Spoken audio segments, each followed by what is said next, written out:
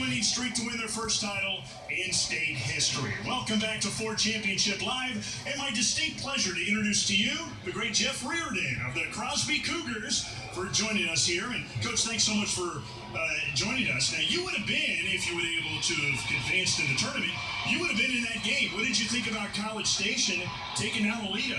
Man, that was an impressive defensive showing on both sides for a state championship game. And then, the quarterbacks play on both sides. Both those guys were quick as a cat and made plays, and a very interesting game that came down the wire again. That's how you won it. Coach, I want to ask you a little bit about how you approach a big game like this, especially when you're a team like College Station where you haven't been here before. How do you get these kids to buy in on the idea that this is just another game when this is, in fact, the biggest game of the year? You know, I think as a coach, you just try to stay in your same routine and try to keep everything normal and just try to treat it like any other game. You know, it's a big game. You try to keep the kids' composure and focus on the game plan and whatnot, but you just go to practice and treat it as a normal game. We had the pleasure of playing in a state championship game in 2008 down in San Antonio, and we just try to keep everything the same and practice the same. Just keep the routine the same and keep the kids on a normal routine.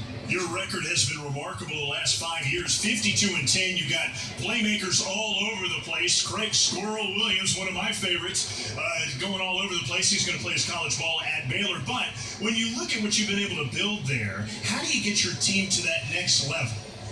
You just got to keep working. I guess in 2014 we went 5 rounds and got to experience the magic of all those playoff games in late December, and just to get that taste in your mouth and try to keep building on what you started. I mean, this year was our first time to ever get knocked out in the first round, so it was a little different. But the kids there just they work hard and do all the little things that you need to do to be great. We're seeing some video of Craig Squirrel Williams and the crew just signed with Baylor, but people were trying to get in there last second to get the speedster. Ran for over 1,500 yards. He was a first down every time you gave him the ball. How crazy has this last week or so been for you guys?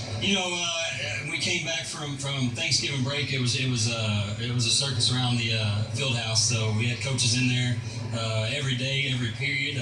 We have a meeting room right by my office. We said that's Squirrel's office. He's going to go in there and meet with the coach because he was in there all day, every day. And some late guys came in trying to get him. After the big year he had, and for a 17, 18-year-old kid, that's confusing. You don't know that's the decision that's going to affect the rest of your life. And I think Craig struggled with it for a couple of days, but then he honored his commitment and signed with Baylor this week.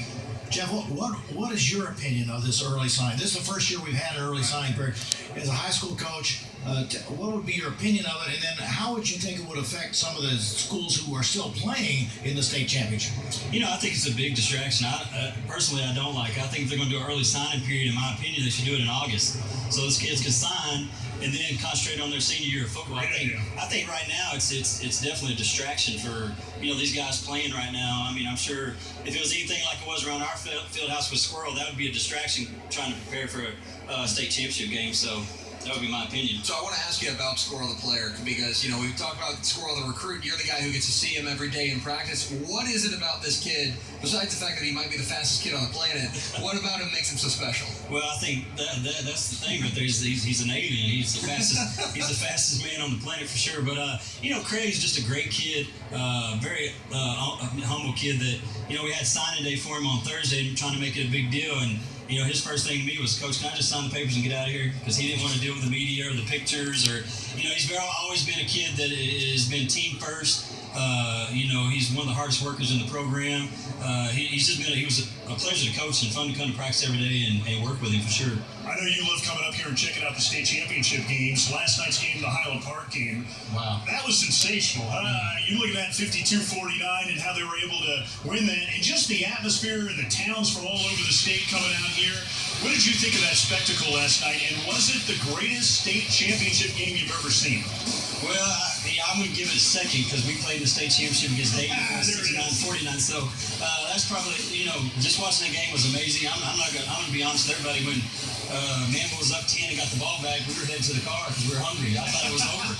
And I got a text from a coach that said, man, you shouldn't have left. So then, I'm on my app watching watching it on my phone, and me and my son and my wife are eating and watching that final minute and a half of that game. But that was unbelievable. That was an unbelievable game, and you hate for anybody to have to lose a game like that because both those teams play so hard and work so hard, and what an unbelievable performance by both quarterbacks. Wow.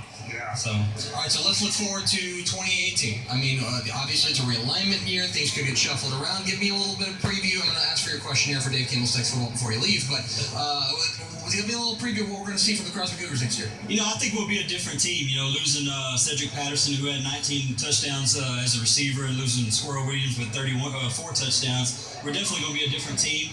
But we got experience coming back. We got Jaden Howard at quarterback, who had an unbelievable year with 3,000 yards and 30 touchdown passes. So, we'll build off that, have an experience at quarterback, and we have a left tackle in Chase Todd that's going to anchor our offensive line. I think you got a quarterback and you got that big skill in the trenches that can help you. I think you have a chance to be pretty good. And, we were young on defense, real young. Got a lot of injuries, a lot of kids that got experience because of those injuries, and I think we'll be a lot better on defense. And your son Jonah Riordan's over here. Give me a scouting report on this young man. Working the crowd, too. Jonah, if you want a scouting report on Jonah, you need to get him on live TV, because he'll tell you exactly what he's thinking, and he'll tell anybody exactly what he's thinking. The next Greg Tepper. He might be. Maybe he'll be better at his picks. Hey, thank you so much for talking. Appreciate you having me. Thank Continued success. So much fun to watch your team. Yes, a big part of our Friday night coverage on Fox Sports Southwest. Let's take a time out here on Ford Championship Live when we